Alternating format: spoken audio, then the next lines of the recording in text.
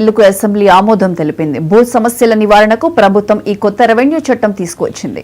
ప్రస్తుతం అమల్లో ఉన్న ROR 2020 స్థానంలో కొత్తగా భూభారతి బిల్లును మంత్రి పొంగులేటి శ్రీనివాస్ రెడ్డి అసెంబ్లీలో ప్రవేశపెట్టారు. Shall now put the clauses to vote.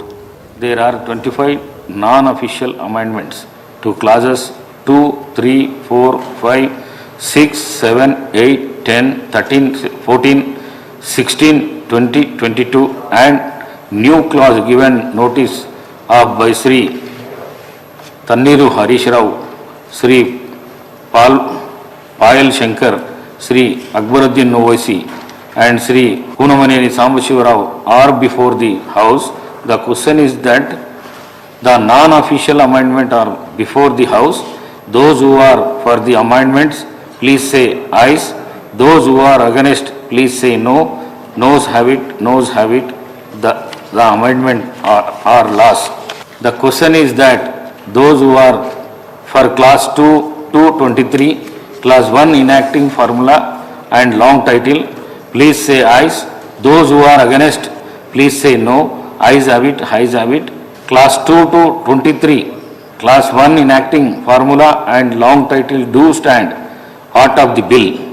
I shall now request the Minister for Revenue to move the motion for passing the bill. Honorable Speaker, sir, I beg to move that the bill be passed. Motion moved. The question is that the bill be passed. Those who are for the motion, please say ayes. Those who are against, please say no. Ayes have it, ayes have it. The motion is carried and the bill is passed.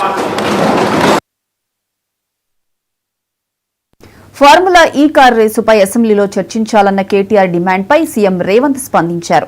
ఎక్కడైనా చర్చకు సిద్దమని తెలిపారు. ప్రమాణ స్వీకారం చేసినప్పుడే FUO company ప్రతినిధులు తనను కలిశారని చెప్పారు. కేటీఆర్తో చీకటి ఒప్పందం ఉందని వాళ్లే తమకు చెప్పినట్లు వెల్లడించారు. తమకు కూడా సహకరించాలని కోరారని, అప్పుడే ఈ స్కామ్ గురించి తెలిసిందన్నారు. ఇది మొత్తం 600 కోట్ల రూపాయల స్కామ్ అయ్యేదని, ప్రభుత్వం మారడంతో 55 కోట్లతో ఆగిపోయిందని చెప్పారు సీఎం రేవంత్. ఫార్ములా ఈ రేస్కు సంబంధించి వారు పట్టుబడుతున్నారు. ఒకసారి అధికారులతో ఒకసారి కోర్టులో పరిస్థితులను అంచనా వేసుకున్నాక మీరెప్పుడు పిలిస్తప్పుడు ఇక్కడైనా ఎక్కడైనా ఒకవేళ వాళ్ళకి శాసనసభలో చర్చించడానికి 100 కోట్లు ప్రభుత్వం సొమ్ము కొల్లగొట్టి ఇతర దేశాలకు తరలించి మేము పట్టుకున్నాక ఇక్కడ నుంచి అక్కడికి పోయింది తెలిసిందే కదా అంటాడు. అధ్యక్ష, మీ ఖాతాలో ఉన్న పైసలు సైబర్ క్రైమ్ వాడు వేరే ఖాతాలకు మార్చుకొని వాడు ఎన్నో కొండ మీద కూర్చొని ప్రసాద్ గారి ఖాతాలో ఉన్న సొమ్మంతా నా దగ్గరకు వచ్చింది, నన్నేందుకు పట్టుకునేది అంటే వాళ్ళ అర్థం ఉందా అధ్యక్ష?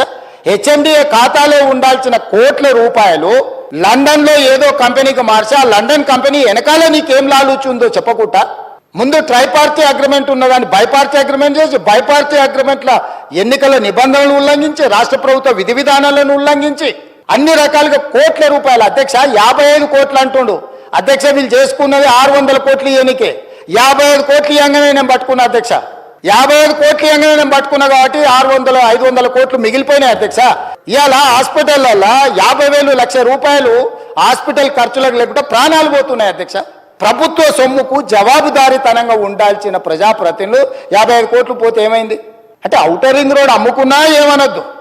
HMDAలో 100 కోట్లు విదేశాలకు తరలించి ఆ విదేశాలలో మీరు ఎట్టెట్లా వంచుకుంటురో ఎవరెవరు ఈ నుంచి నువ్వు FEO ఖాతాలకు పోయిందే చూపిస్తున్నావు. FEO ఖాతాల నుంచి లండన్లో ఎవరి ఖాతాలకు పోయినావు మళ్ళీ అవతల ఎవరు తెలుసాలి అధ్యక్ష? విచారణ చేయకుండా తేలుతుందా అధ్యక్ష? ఫార్ములా ఈ రేస్కు సంబంధించి వారు పట్టుబడుతున్నారు. ఒకసారి అధికారులతో ఒకసారి కోర్టులో పరిస్థితులను అంచనా వేసుకున్నాక మీరెప్పుడు పిలిస్తప్పుడు ఇక్కడైనా ఎక్కడైనా ఒకవేళ వాళ్ళకి